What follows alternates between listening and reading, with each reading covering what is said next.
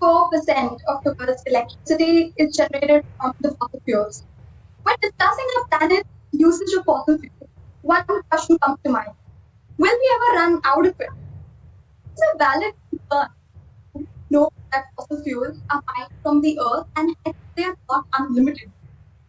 While there is a debate over whether we will ever actually run out of natural resources, the cost to manufacture simple steps skyrocket and eventually be priced out of the market.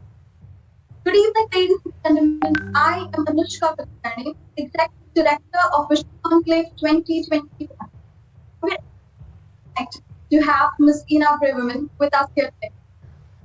Braverman is an Israeli technology entrepreneur who started EcoWave Power, a renewable energy company, at the age of 24 and is chosen as one of the 100 most influential people in the world, alongside Mark Zuckerberg, Elon Musk, and others.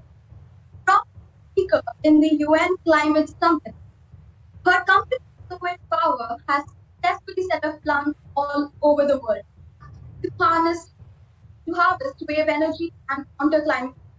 Thank you so much for doing this with us today. Thank you for having me. As for our audience, we would be accepting audience questions, and hence you may put them forth in our live chat. So, ma'am, let's begin. Of course. Many state that we will never practically run out of natural resources, as we can find and reuse them. How it does argument hold according to you? I'm sorry, Anushka, but your internet connection is not so good. It's like it gets stuck all the time.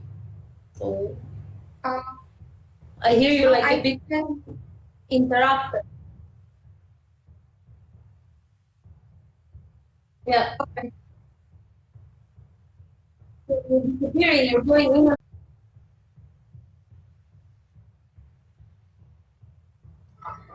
So, ma'am, moving on to a subjective topic, many state that we will never practically run out of natural resources as we can recycle and reuse them. How much weight does this argument hold according to you? So according to a study, actually a recent study by BP, the numbers show that we have about 100 years left for coal and about 50 or 60 years left for oil and gas for the whole world in the current, speed of usage, let's call it like that. There are some people that choose to believe it. There are some people that are saying, we will never run out, we will always have more. But my argument against that is, let's say that we even have an infinite number of oil and coal in the world. Do we really want to keep using it? Because when we're looking at a map of the world that is showing the man-made disasters like floods and fires that have been caused by climate change, it shows us that we definitely don't generate our energy in a secure and safe world for us and for our planet. According to the United Nations, 65% of the worldwide pollution is derived from energy generation directly. So even if we can have an endless amount of polluting sources, the real question is, do we want to use it? So, ma'am, but there's another factor, and that is, what about the environmental effects, such as pollution and seismic activities that take place due to coal mining and oil drilling? How do we actually counter that? I mean, does it help us does it hold the argument true? What do you mean? The activities in order to mine the... To put on the weight, what are your thoughts as to how does the coal mining and the oil drilling actually affect the pollution rate of the environment and the seismic activities that go along with it? So of course, listen, the mining itself is polluting, but the most polluting, except the actual mining, which of course requires energy, so it's kind of a cycle, the actual burning of these elements in order to generate electricity is the most polluting part. And given the fact that the energy needs of the population are growing every year, you can imagine how much more fossil fuels we're burning and how much more we're polluting. Yes, ma'am. Ma'am, for our audience, could you throw some light on what exactly is wave power technology that your company is working in? So our company, EcoWave Power, developed a unique, innovative technology for generation of clean electricity from ocean and sea waves. We kind of took a different approach. Most of the wave energy developers have chose to focus in the offshore, which means many kilometers into the sea.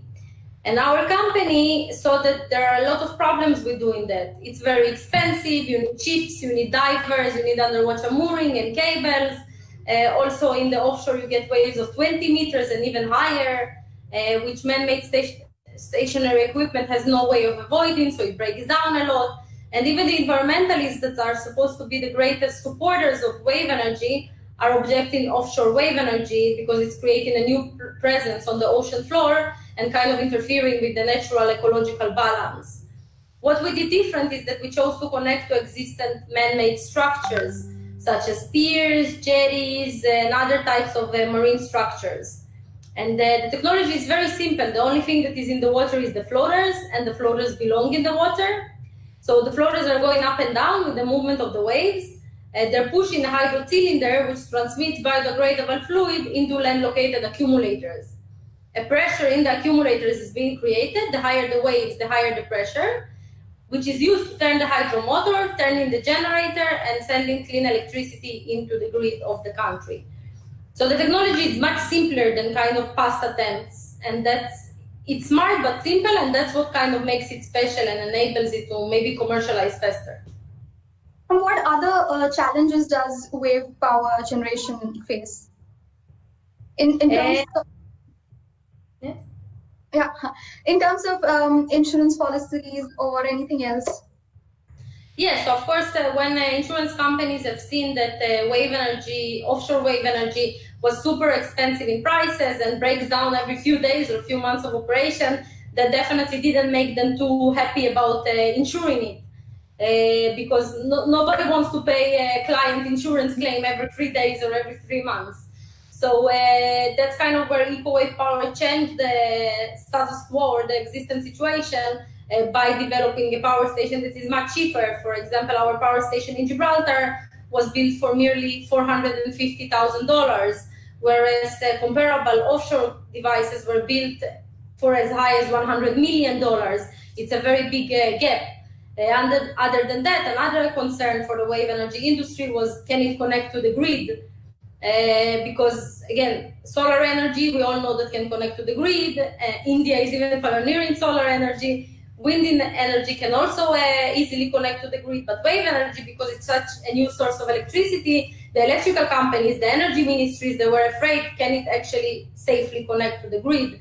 And that's another kind of milestone that I feel that we achieved with our Gibraltar power station, where the power station is connected to the grid already since 2016. Amazing. That is really insightful, ma'am. Ma'am, as I mentioned earlier, most of the electricity generated throughout the world comes from fossil fuel companies. Did it ever concern you that maybe you might not be able to keep up with these powerful corporations, as there's the myth that renewable sources cannot produce such high levels of electricity? So first of all, according to the World Energy Council, wave energy can produce twice the amount of electricity that the world produces now, wave energy alone. So given that fact, I think it's more than enough to power the world in a clean way. And I don't think that we need to keep up, not the renewable energy producers need to keep up with the big fossil fuel burning companies. I think maybe they need to start keeping up with us and change the world for the best. And I think this is a change and a shift that we are seeing in the world, when many of the largest electric producers are trying to replace as much as possible of their sources with renewable energy sources. So, as I said, let them keep up with us. That is really amazing, ma'am. Ma'am, but another big advantage that those corporations mostly have are the byproducts. Their byproducts have a certain financial advantage. So, would a paradigm shift from fossil fuels to renewable sources affect these byproducts as well? I mean, we do need those byproducts at the same time, right? What do you define as byproducts? So, ma'am, with petroleum and diesel, so everything that comes around with heat, we use the heat for others turbines running and everything else. Mhm. So listen again. Of course, let's say it like that. There are different things that you can do with their technologies. There are different things that can be achieved with renewable energy technologies. However, again, in the end of the day, I do still believe that the goal of the world should be to move to 100% environmentally friendly energy production. I think, again, given that 64 or 65% of the world pollution is derived from the way we produce our energy, I think we can find other creative ways through renewable energy maybe to still keep securing these byproducts, as you said. Like, it doesn't necessarily have to happen hand in hand with energy production from polluting sources. And I think that we definitely have enough sun and wind and waves, because I do believe the answer is in all sources combined and not only wave energy. The world has enough renewable energy to power itself through its natural sources. And I do think that the COVID-19, the corona, which impacted the world very hard, did have at least one positive aspect. And this is the fact that suddenly a lot of the factories stopped working, a lot of the flights stopped flying, transportation, and so on. And we suddenly saw a much cleaner air and a much cleaner world. In China, for the first time, some cities saw the sun. And NASA took pictures with the satellite, and they saw, wow, suddenly, like, for the first time in years, you see the sky. And in Venice, in the Venice tunnels, the water was always very dirty, very gray. And suddenly the water is super clear because they stopped the boat transportation. So kind of the corona, which is a negative thing, of course, for the economy and for the health of the people, did prove that there is such high importance to keeping our world clean. Yes, ma'am. The coronavirus did impact the awareness factor of the clean or green energy source, right? I mean, there's more awareness. The coronavirus, am I audible, ma'am? No, you're good now? Yeah, okay, ma'am. Thank you. So as I was saying, just a follow-up question is, the coronavirus did play an important role in the in making people realize the importance of green energy at this moment, or would we we are still at the same level? I think in the short term, the corona for any type of business is not good. Because, of course, there's an economic crisis and the governments are more preoccupied with getting out of the corona crisis rather than implementing new technologies. So that's not good. But the good part of it is that most governments, countries, unions, like the European Union, for example, have already started coming out with the policies of how to get out of COVID-19 in a green way. So it's an opportunity, the whole countries will need now to kind of cure themselves from the financial crisis caused by corona. And really to get out of it in a clean way is definitely the best way. And renewable energy can generate a lot of workplaces, a lot of new business opportunities, which is very important when you're trying to kind of revive companies' economies. Yes, ma'am. Ma'am, you were 24 when you started EcoWave Power and did not have a technical background. How difficult was it to convince people to support you? Not only because you were young, but also considering the risks that were involved in the project field that you were proposing. So not only that I was young, and not only that I didn't have technical background, like you correctly said, and not only that wave energy was perceived as the impossible, but also I was a woman. I'm still a woman, which is very rare in the energy sector and in the STEM sector in general and in the energy sector in particular. So many times in my TED Talks or my webinars that I'm doing, I was saying that when I came to the conference room when I was 24, about to pitch my amazing technology, the EcoWave Power amazing technology, everybody went, espresso please, coffee, water, everybody were booking their orders. They thought that if there's a young woman in the room, she's probably there as somebody's assistant.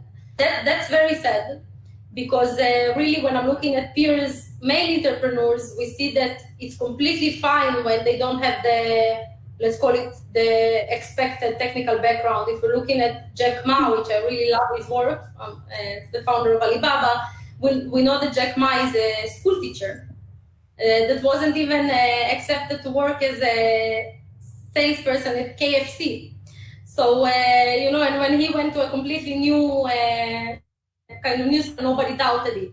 I do think that we need to create much more acceptance to women in business, women in technical business especially, much more acceptance to involving young people, because like some of my youngest employees are some of my smarter employees. I think age is just a number. You can be too old or too young. So definitely it wasn't an easy path, and it required a lot of persistence and passion. But when you don't give up and you like you really believe in what you're doing, you kind of convince everybody to listen. Like maybe this girl knows what she's talking about if she's so like passionate about it. So I think that was kind of the key. Absolutely, ma'am. Ma'am, what inspired you to towards a renewable source of energy? Like, what was the thing that drove you to in this section? So I think what kind of non-directly drove me to the sector is my personal story. From Israel, but I wasn't born in Israel. I was born in Ukraine in 1986, in April 1986. And 2 weeks after I was born, the Chernobyl nuclear reactor exploded, which was the worst in history nuclear disaster. And I was one of the babies that got negatively impacted by such an explosion. I actually had a respiratory arrest. I stopped breathing, and I had a clinical death. So when my mother approached my crib, she looked down and she saw me pale and blue and not breathing. And she was so stressed that she forgot she's a nurse. So she ran to my dad and she was, my baby is dead, like, what do I do? And my dad shook her physically and told her, like, you're a nurse, do something. And she remembered she's a nurse, thank God. And she gave me mouth-to-mouth resuscitation that actually saved my life until the ambulance came. So I got a second chance in life. And the first chance was kind of taken away by not such a positive way or not such safe way of harnessing energy, because the Chernobyl was an energy production facility. So I think given such a let's call it unusual background story, when you really feel that you got a second chance in life, I think it really makes you want to do something very good with it. You want to give back, you want to influence, and I think that the renewable energy is one of the strongest tools of impact that we have these days. Yes, ma'am. Yes, ma'am. Ma'am, well, coming to influencing, Sheryl Sandberg, the CEO at Facebook, in very simple and common words, said, I want every little girl who's been told she is bossy to be told again she has leadership skills, which basically reflects on the common mindset that traits like leadership, confidence, decision-making are perceived upon as arrogant in women. What are your ideologies on this, and what do you think is the most significant barrier to female leadership? So first of all, I do agree 100% that women are perceived different in business, and there's many different studies to support it. One of the studies that Sheryl Sandberg quoted in her TED Talk is the case study that they made, if I'm not wrong, in Harvard called Heidi versus Howard. I don't know if you heard about it. That basically a teacher in Harvard, professor, took the class and cut it into 2 halves and presented them Howard, which is like very successful guy in the stock market. And he's super confident and he makes the best deals and he makes good money. And then presented Heidi, which has the same qualities as Howard. The only difference is that she's a woman, same jobs and qualities. And the half class that got exposed to Howard said, it's so amazing, we want to be his friends. And the other half that saw Heidi, they said, listen, she's a very competent employee, but we don't want to be her friend. She's kind of bitchy, she's kind of too bossy, like we don't like her. And it shows you really how the perception of the same people, the only difference is the gender, how it changes how people perceive. So women are perceived as bossy. Sometimes in some countries, or maybe in all countries even, when women speak about money, it sounds inappropriate. When, let's say, a guy, like let's say you have a little boy, when a little boy come to his mommy and says, "Mommy, I want to be rich," he says, "Wow, great." And when the girl comes and says, "Mommy, I love money," it's like, whoa, we're raising like a gold digger, something is wrong. And these little things, actually, I'm telling it a bit in an extreme way, but these little things are the way that women develop their confidence. Because it is proven also that when a man needs $1 million for his business, he's asking for $5 million. Because when you're opening a business or a startup especially, you have a lot of uncertainties. You always, or many times at least, deviate from the budget. But when a woman needs $1 million, she's asking for $100,000. Because she doesn't want to ask for too much. She believes it's wrong to ask for too much, even though she needs the actual money. So that's something that needs to change in the way that we're being raised, in the way that we're thinking, in the way that the world is thinking towards us. That, this little nuance needs to change to really have female inclusion in an appropriate way. Yes, ma'am. As you mentioned that when a little boy and a little girl comes in, even I feel like in my country, whenever a girl says that she is ambitious, wants to be a businesswoman or startup, it's always like, yeah, being a girl, we have two options. Either you choose your career, and even if you do not succeed in it, it's okay. You have a plan to fall back on. You get married, settle down, have kids. But if you're a boy, that's not an option. So something that we really need to change. But coming to my question, what can we do to actually bring about this change? What can we do to bring about this change in the mindset and the functionality of the business world? So first of all, many countries or organizations and companies are doing different types of laws in order to try to create more equality. So for example, the companies, some countries, they oblige companies to have at least 50% women on their boards.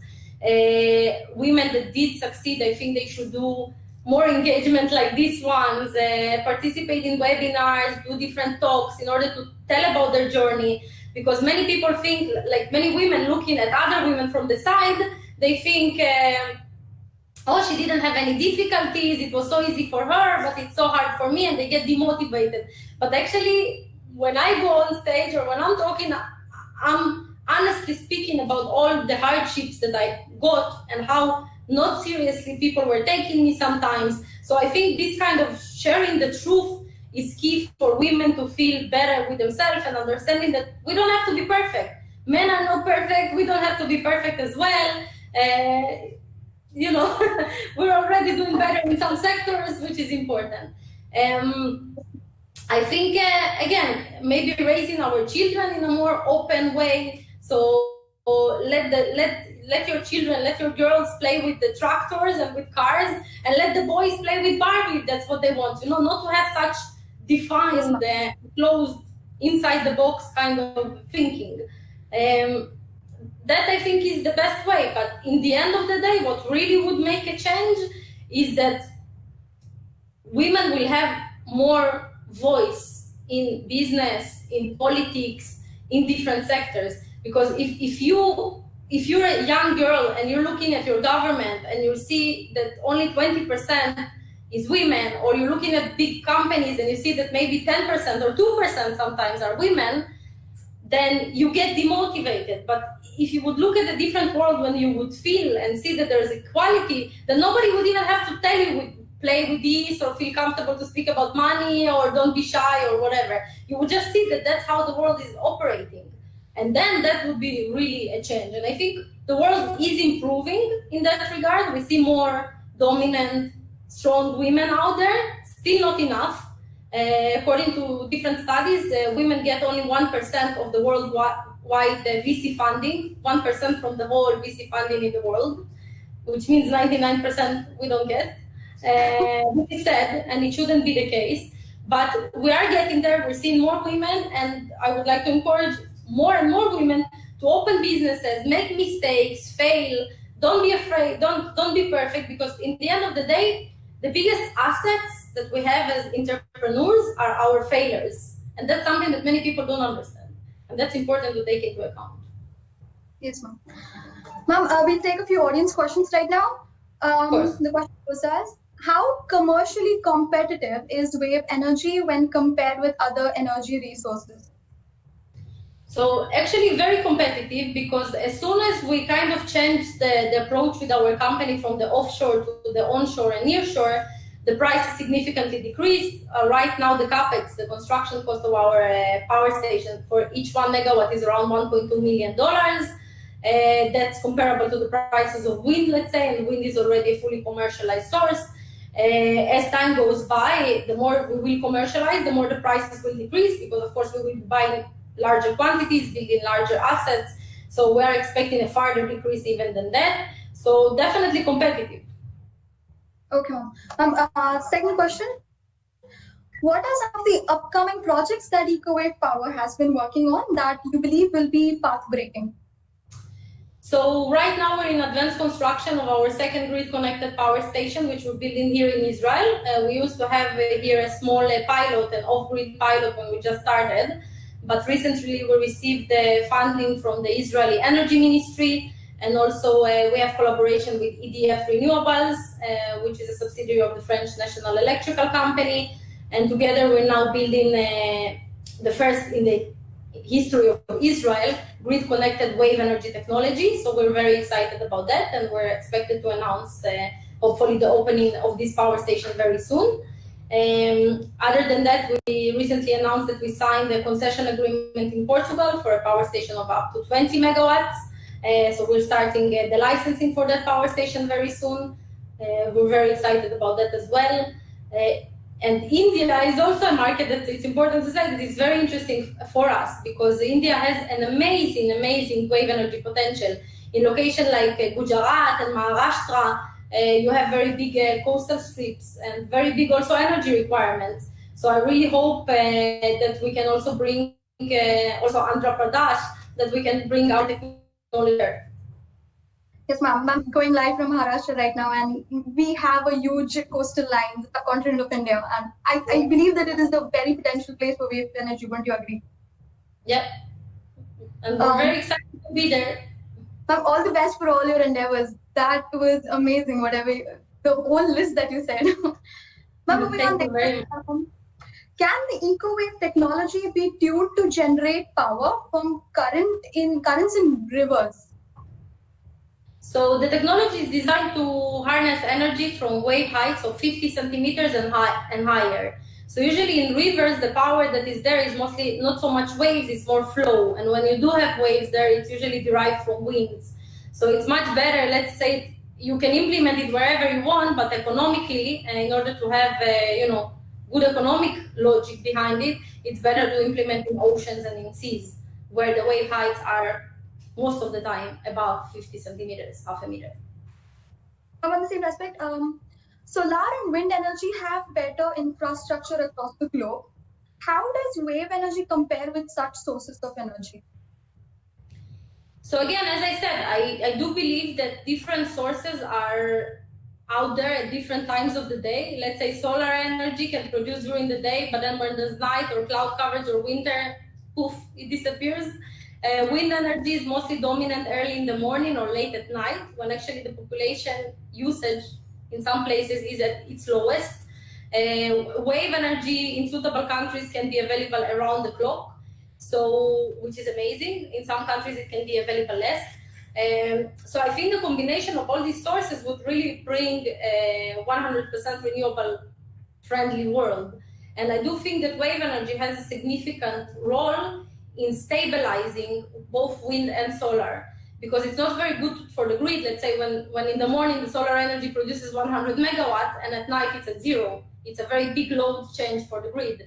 So if wave energy would come to the picture, it would smoothen the supply of wind and solar, and then it would really operate very well together. Okay. Ma'am, even today, several people continue to deny climate change, making it a global potential crisis as well. What are your views on the political aspect of climate change?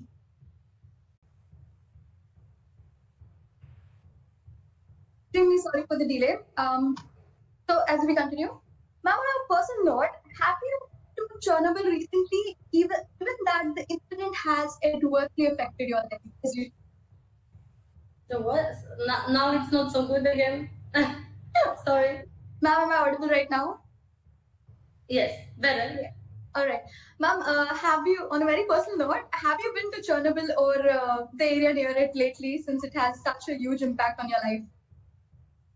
So I haven't been there lately, but when in 2011 when I was opening EcoWave Power, and I had to kind of take the first engineers in order to take our theoretical idea, my business partner and I theoretical idea into like engineering concepts and blueprints and sketches.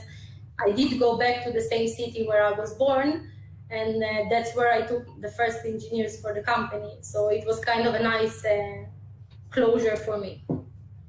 Nice. Ma'am, what can we do on an individualistic level to contribute towards climate change? How can young people contribute towards it? So I think actually a lot, because when you're fighting climate change, which is a global problem, I think that really every little step counts. So if you can invent an amazing technology, do it. If you can go work for for an impactful business, do it, because your skills will help, of course, the world. If you can even take the plastic bottles and put them in the right, recycling can, that is also a big help, because in the end of the day, a big change starts with many, many small steps. So if the whole world would do the same small steps, we would be in a much better position. My last audience question. For long, the world of business has been dominated by men, with women having little influence. With female entrepreneurship on the rise, what changes can we expect from this shift in leadership? So, as I said previously, I hope that the fact that we're seeing more strong, dominant, smart, amazing women in politics, in business, in different sectors of our life, I think that that in itself will have a positive impact on the future. And if we can combine that and get collaboration from all the genders, and create some maybe a bit different methods for raising our children more openly, and different methods for talking, like women can speak about money, that's fine. Women want to be successful, that's completely fine. We can express what we think, we can have a voice, like kind of change the things that are wrong. Because in the end of the day, I think even every man, he wants his mother to be heard, and his sister to be heard, and his wife to be heard. So like we're all interconnected. So in the end of the day, equality is a very much mutual and global goal for everybody. So I think again, little change, little steps to the right directions, and if possible, even big steps, and really seeing more women break the barrier, break the glass ceiling, that would do a positive shift. Absolutely, Rima. Um, there are enough people in the world who spent years trying to build an awareness of the potentially devastating effects of climate change. However, what the world needs now is action and not talk. What the world needs today is a sustained policy and technology driven effort to help save mankind. Miss Braverman is one such pioneering individual who has broken barriers and tried to take climate change head. She has definitely blazed a trail worth following. Thank you, Ms. Braverman. This has been an amazing conversation. Thank you for having me, and you're an amazing interviewer. It was a pleasure. Yeah, thank you, ma'am. And as for our audience, thank you so much for being so patient with us, and stay tuned for more. Thank you. Thank you.